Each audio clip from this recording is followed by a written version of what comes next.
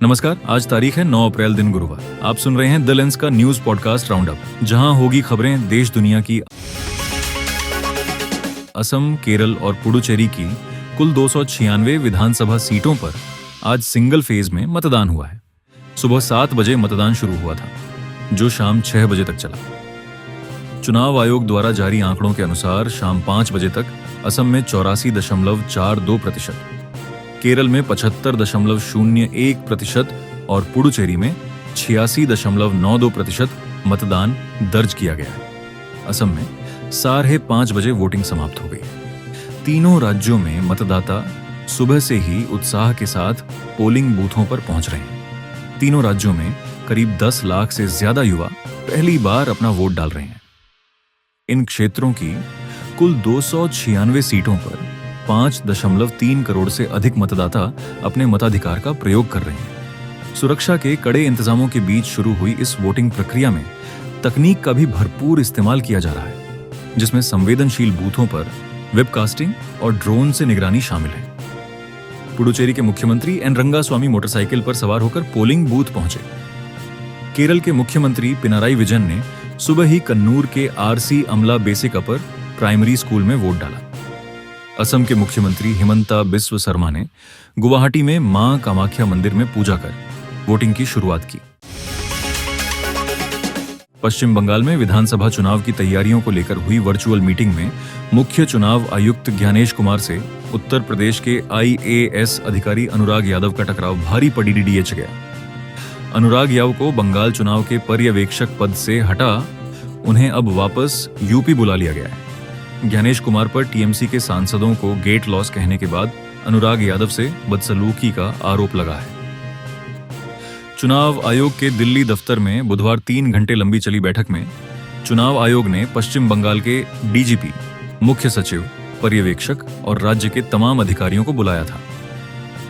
इस वर्चुअल बैठक में मुख्य चुनाव आयुक्त ज्ञानेश कुमार के साथ दोनों चुनाव आयुक्त और अन्य अधिकारी भी थे।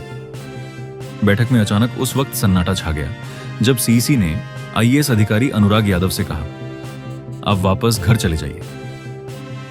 अनुराग यादव साल 2000 के यूपी कैडर के IAS अधिकारी हैं। सॉलिसिटर जनरल तुषार मेहता ने सबरीमाला रेफरेंस में चल रही सुनवाई के दौरान गुरुवार को तर्क दिया कि सबरीमाला फैसला पुरुषों को श्रेष्ठ और महिलाओं को निचले पायदान पर मानने की धारणा पर आधारित है। मेहता ने कहा कि सबरीमाला का फैसला पुरुषों को श्रेष्ठ मानने और महिलाओं को निचले पायदान पर मानने की धारणा पर आगे बढ़ता है। इस सुनवाई में केंद्र सरकार ने अदालत के समक्ष तीखी दलील पेश करते हुए जनहित याचिका की उपयोगिता पर ही सवाल उठा दिया। सरकार द्वारा दायर लिखित दलीलों में कहा गया है कि अब समय आ गया है कि न केवल जनहित याचिकाओं को परिभाषित किया जाए, बल्कि उन्हें पूरी तरह से समाप्त कर दिया जाए। सरकार का तर्क है कि जनहित याचिका की अवधारणा तब आई थी जब गरीबी और निरक्षरता के कारण समाज के बड़े वर्ग अदालतों तक नहीं पहुंच पाते थे। ईरान और अमेरिका के बीच चल रहे युद्ध और तनाव को खत्म करने के प्रयासों में पाकिस्तान मध्यस्थ की भूमिका निभा रहा है। इस संदर्भ में ईरान के पाकिस्तान स्थित राजदूत रेजा अमीरी मोगादम ने एक्स पर पोस्ट करके उसे डिलीट कर दिया। उन्होंने लिखा था, ईरानी प्रतिनिधिमंडल आज रात इस्लामाबाद पहुंच रहा है, जहां अमेरिका के साथ गंभीर बातचीत होगी। ये बातचीत ईरान की प्रस्तावित 10 सूत्री योजना के आधार पर होगी। इस पोस्ट में उन्होंने यह भी कहा था कि ईरानी जनता में कुछ संशय है, क्योंकि इजरायली पक्ष बार बार संघर्ष विराम का उल्लंघन कर कूटनीतिक प्रयासों को कमजोर करने की कोशिश कर रहा है। पोस्ट डिलीट होने के बाद अभी तक कोई आधिकारिक स्पष्टीकरण नहीं दिया गया है। कुछ मीडिया रिपोर्ट्स में इसे ईरान की आंतरिक चर्चा या संवेदनशील कूटनीतिक चरण को ध्यान में रखते हुए डिलीट किए जाने से जोड़ा जा रहा है। लेबनान पर इजरायली हमले और ईरान द्वारा बदले के हॉर्मुज को फिर से बंद करके के बाद युद्ध विराम खतरे में पड़ता नजर आ रहा है। अमेरिकी राष्ट्रपति डोनाल्ड ट्रंप ने अमेरिकी सेना को ईरान के इर्द गिर्द मौजूद रहने का संदेश दिया है।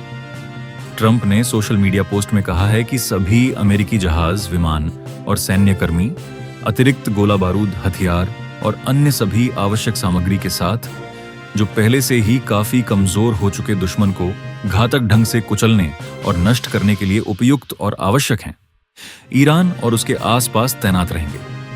ट्रंप का कहना है कि यह आदेश तब तक प्रभावी रहेगा जब तक कि हुए वास्तविक समझौते का पूरी तरह से पालन नहीं हो जाता। यदि किसी भी कारण से ऐसा नहीं होता है, जिसकी संभावना बहुत कम है, तो गोलीबारी शुरू हो जाएगी, जो पहले कभी नहीं देखी गई, उससे कहीं अधिक बड़ी, बेहतर और शक्तिशाली होगी। ओडिशा राज्य विधि आयोग ने हेट स्पीच और हेट क्राइम को रोकने के लिए नया कानून बनाने की सिफारिश की है। इस कानून में दोषी पाए जाने पर 1 से 5 साल तक की जेल और 10,000 रुपये तक का जुर्माना लगाने का प्रावधान है। अगर कोई व्यक्ति दोबारा अपराध करता है तो 2 से 7 साल तक की जेल और जुर्माने का प्रावधान भी रखा गया है। आयोग के पूर्व हाईकोर्ट जज की अध्यक्षता वाली पैनल ने पीड़ितों को मुआवजा देने की भी सिफारिश की है। नया कानून का नाम हेट स्पीच प्रिवेंशन एक्ट 2026 है। सजा के तौर पर पहली बार अपराध पर 1 से 5 साल जेल प्लस 10,000 रुपये जुर्माना और दोबारा अपराध पर 2 से 7 साल जेल प्लस जुर्माना लगाया जाएगा। आयोग ने पीड़ितों के लिए मुआवजे का प्रावधान भी सुझाया है। परिभाषा में शामिल है नफरत भरा भाषण, किसी भी व्यक्ति या समूह के खिलाफ बोले गए, लिखे गए या इलेक्ट्रॉनिक माध्यम से व्यक्त किसी भी ऐसे शब्द को माना जाएगा जो चोट, असहमति, शत्रुता या नफरत पैदा करने का इरादा रखता हो। तो आज के लिए बस इतना ही। कल होगी मुलाकात नई खबरों के साथ। खबरों को विस्तार से पढ़ने के लिए विजिट करिए हमारी वेबसाइट lens.in।